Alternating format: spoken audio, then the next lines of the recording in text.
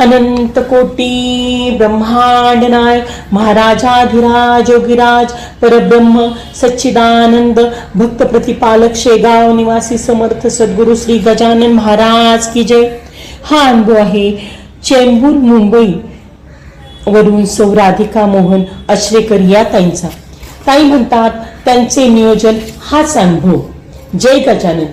आपण गजानन महाराजांचे अनुभव ऐकतो, वाचतो, अनुभवतो। आपण बरेचदा त्या घटनांमध्ये चमत्काराचा शोध घेतो, पण या सर्वावर मी विचार करते तेव्हा मला नेहमी वाटतं की एखादी गोष्ट सुरळीतपणे पार पडणं, एखाद्या कामात कुणी अचानक सहाय्यभूत ठरणं, कुणाकडून वेळेवर मोलाचा सल्ला मिळणं, कुणी अचानक मदतीला धावून येणं, हे सर्व त्यांच्याच योजनेतून होत असतं। तोच त्याचा अनुभव असतो।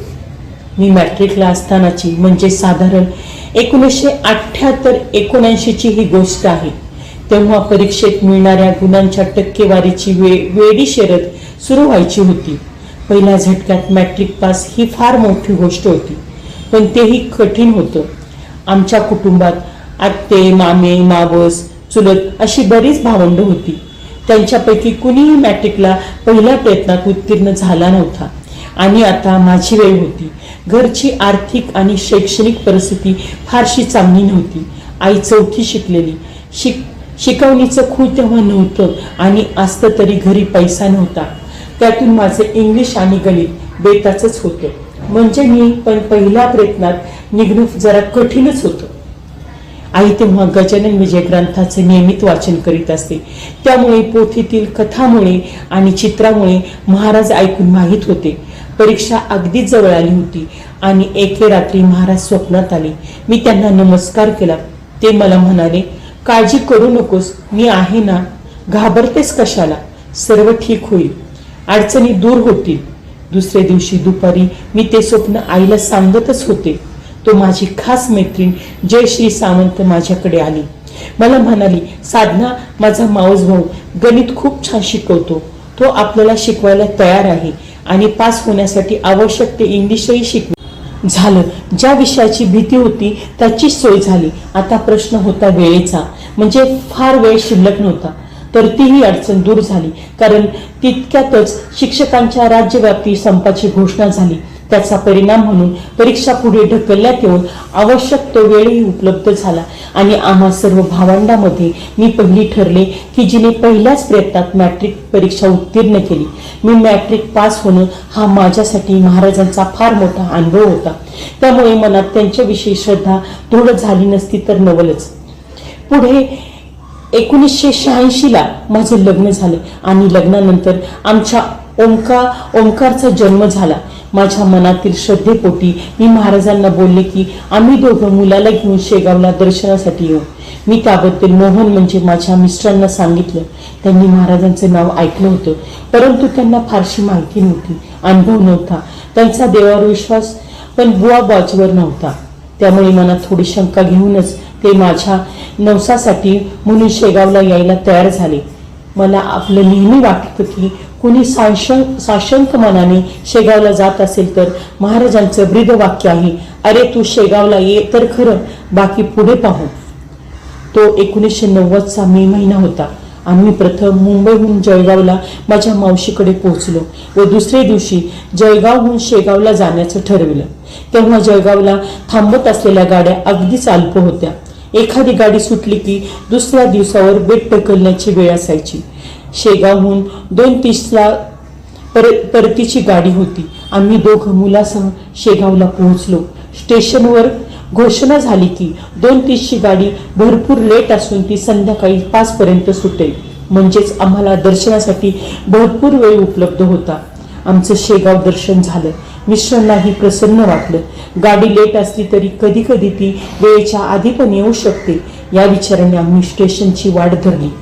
आम्ही पुलावर होतो तोच समोरून एक गबाळ वेशीतील खेडवळ माणूस धावत आमच्याकडे आला। आम्हाला म्हणाला, तुम्हाला जळगावला जायचे आहे ना, चला लवकर, ती पहा खाली जळगावची गाडी उभी आहे, ती सुटेलच, आता चला घाई करा। ते ऐकून आम्ही पळत सुटलो। गाडीत कसा बसा प्रवेश मिळाला आणि गाडी सुटली आणि आम्ही भानावर आलो। कोण होता तो? त्याला कसं माहीत आम्हाला जळगावला जायचं आहे?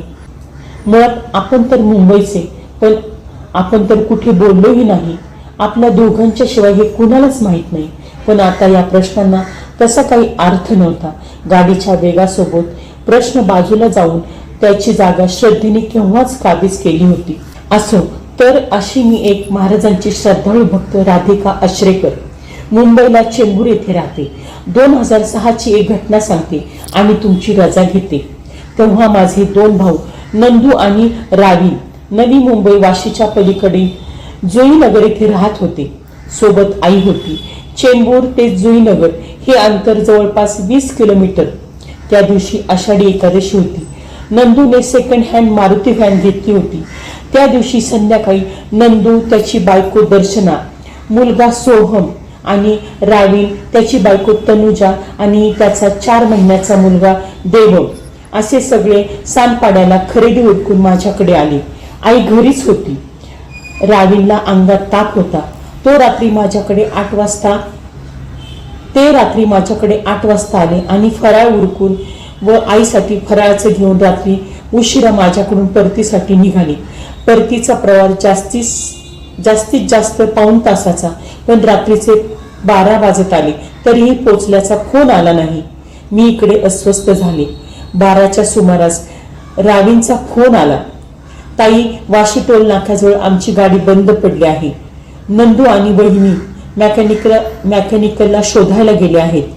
लहान मुले, स्त्रिया, अपरात्रीची वेळ. मी बेचैन झाले. पुन्हा थोड्या वेळाने फोन आला. मॅकॅनिक कुठे मिळत नाही आहे आणि गाडी सुरू होत नाही आहे.